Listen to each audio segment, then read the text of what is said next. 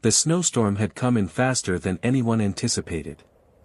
By midday, it had blanketed the town of Fairbanks, Alaska, in a thick, white shroud, transforming the familiar landscapes into an unrecognizable, ghostly wonderland.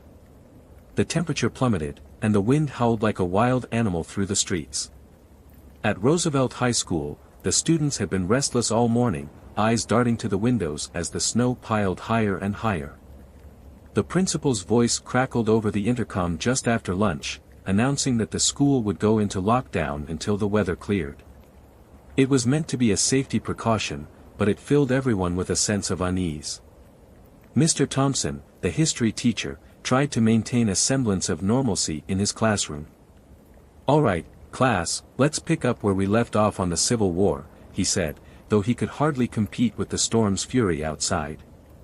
Suddenly, the lights flickered and then went out, plunging the room into semi-darkness. A few students gasped, while others nervously laughed.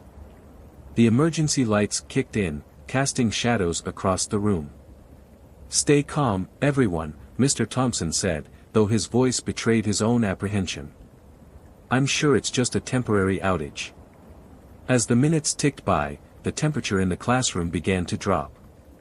The school's aging heating system was clearly struggling against the encroaching cold. Students huddled in their coats and scarves, rubbing their hands together for warmth. Then, out of the silence, came a low, guttural growl. It was faint but unmistakable, cutting through the quiet murmur of the students like a knife. Heads turned towards the sound, eyes wide with fear. "What was that?" whispered Jenny, a junior sitting near the back. "Probably just the wind," Mr. Thompson said, though he didn't sound convinced. Another growl followed, louder and closer this time. The students exchanged frightened glances. Mr. Thompson stepped out into the hallway to investigate. He returned moments later, face pale. "Everyone, remain in your seats and stay quiet," he instructed. "There's an animal in the school." Murmurs of disbelief and fear rippled through the room. "An animal? Like what?" asked Tommy, a senior whose bravado was quickly fading. "A bear," Mr. Thompson said grimly. "A grizzly bear." The students gasped.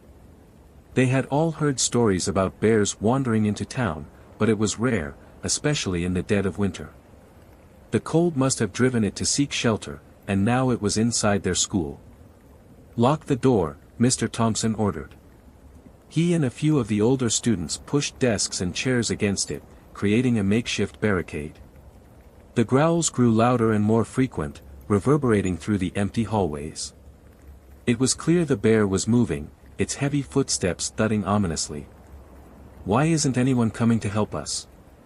Sarah, a sophomore, whimpered. "The storm must be delaying them," Mr. Thompson said. "We have to stay hidden and quiet until help arrives." The temperature continued to drop.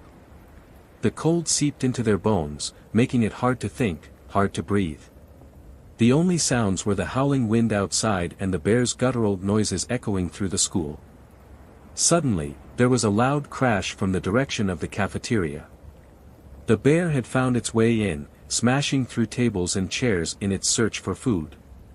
The noise was deafening, each crash sending a jolt of terror through the students huddled in the classroom. "Maybe we should try to get to the gym," whispered Mike, the class president. "It's bigger, and we could lock ourselves in the equipment room." Mr. Thompson considered it. "It might be our best chance.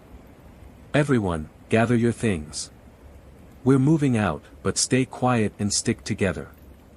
The students, shivering and scared, quickly packed their bags. Mr. Thompson led them out of the classroom, glancing nervously down the hallway.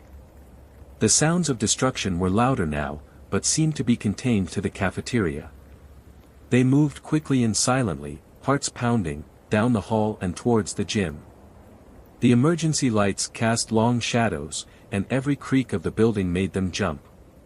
As they reached the gym, a blood-curdling roar echoed through the school. The bear had realized there was no food in the cafeteria and was now on the move again. "Hurry!" Mr. Thompson urged, pushing the door open and ushering the students inside. They sprinted across the gym floor to the equipment room, piling in and shutting the door behind them. Mr. Thompson and a few others barricaded it as best they could. Finally, after what felt like an eternity, they heard the distant wail of sirens. Relief washed over them as the sounds of rescue reached their ears.